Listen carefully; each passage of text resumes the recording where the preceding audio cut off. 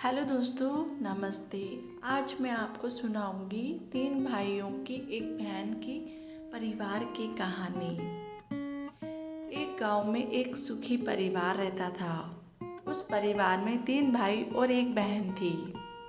उसके माँ बाप चारों से बेहद प्यार करते थे, मगर बीच वाले बेटे से थोड़ा परेशान थे, क्योंकि बड़ा बेटा पढ़ लिख कर डॉक्टर बन गया और छोटा बेटा भी पढ़ लिख कर इंजीनियर बन गया था। मगर उसका बीच वाला बेटा बिल्कुल गंवार और आवारा ही बनकर रह गया। उनके 2 बेटे डॉक्टर और इंजीनियर ने शादी कर ली थी और कुछ महीने के बाद ही उनकी बेटी की भी एक अच्छे घराने में शादी हो गई थी। मगर बीच वाला बेटा अभी भी कुंवारा था, क्योंकि वह बिल्कुल अनपढ़ था और कहीं वह मजदूरी का छोटा सा काम करता था। इसलिए उससे शादी करने के लिए कोई भी लड़की मिल नहीं रही थी और उसके माँ बाप उससे बहुत परेशान हो चुके थे। अब जब भी उसकी बहन अपने मायके आती तो पहले अपने डॉक्टर और इंजीनियर भाई से मिलती थी, मगर बीच वाले भाई से भी बहुत कम मिलती थी, क्योंकि वह उससे ज़्यादा पैसे दे नहीं पाता था। लेकिन फिर भी वह अपनी बहन से बहुत प्यार करता था। अब उसके पिताजी की बीच वाली बेटी की शादी किए बिना ही मृत्यु हो गई थी। उसकी माँ ने सोचा कहीं अब किसी के मुंह से बंटवारे की बात ना निकले, इसलिए अपने ही गांव की एक सीधी सादी लड़की से अपने गंवार लड़के की शादी करवा दी। शादी होते ही न जाने क्या हुआ, अनपढ़ बेटा लगाकर काम करने लगा और पहले से कहीं ज़्यादा मेहनत भी करने लगा। अब तो उसे कोई भी दोस्त बुलाने आता तो वह उससे यही कहता कि भाई पहले मैं जैसे तैसे अकेला कमा कर खा लेता था, मगर अब मेरी शादी हो गई तो मुझे अपनी पत्नी के लिए भी कमाना पड़ता है और कल को आने वाले बच्चे के लिए भी तो कुछ जोड़ना ही पड़ेगा। इसलिए दोस्तों अब मैं मेरे तेरे साथ नहीं घूम सकता। ये कहकर उसका गंवार लड़का सीधा अपने काम पर निकल जाता है।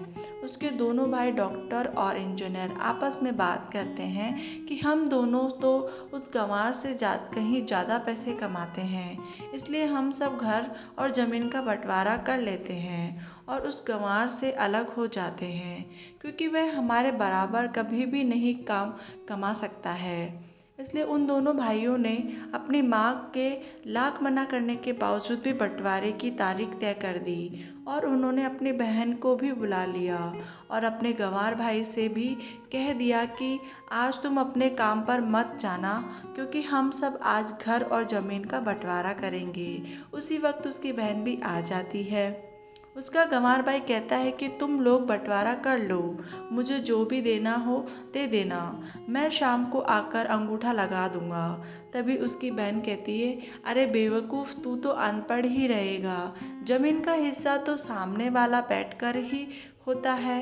तभी उसके दोनों भाइयों को उल्टा सीधा कहता है। तब भी उसकी माँ भी उससे कहती है कि बेटा आज तो तू काम पर मत जा, बंटवारा तेरे सामने ही होगा तो ही अच्छा है। उसी वक्त वकील भी आ जाता है। तब वकील कहता है कि आपका सारा हिस्सा लेकर मिलकर 10 बीघा जमीन और है और आपका घर है। अब ये बताओ कि किसको कितना हिस्सा देना है, मैं उसी हिसाब से बंटवारे के कागज बना दूंगा। उसी वक्त उसका गंवार भाई कहता है कि वकील साहब 5-5 बीघा मेरे दोनों भाइयों के नाम कर दो और यह मकान मेरी प्यारी बहन के नाम कर दो।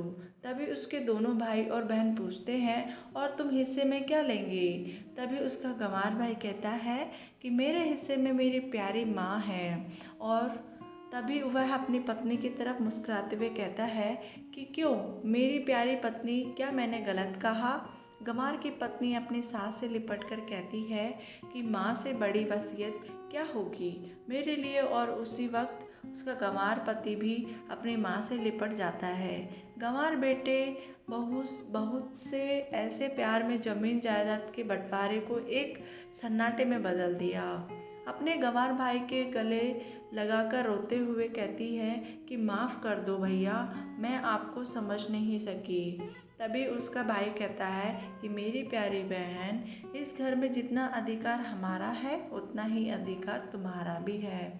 और रही बात बंटवारे की, तो बंटवारा नहीं करने से हमारा जीवन दुख तो नहीं जाएगा। क्यों करते हैं हम बंटवारा?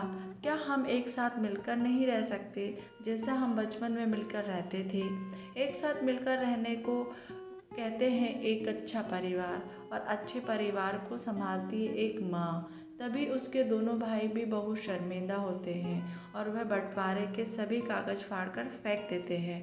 खुशी खुशी अपने परिवार के साथ मिलजुल कर रहते हैं। दोस्तों, आपको हमारी कहानी पसंद आए तो मेरे चैनल को ज़रूर से ज़रूर लोगों में शेयर करेगा और मेरे चैनल को सब्सक्राइब करना ना भूलिएगा और बेल आइकन को प्रेस कर दीजिएगा ताकि न्यू वीडियो की नोटिफिकेशन आपको समय पर मिलती रहे। धन्यवाद।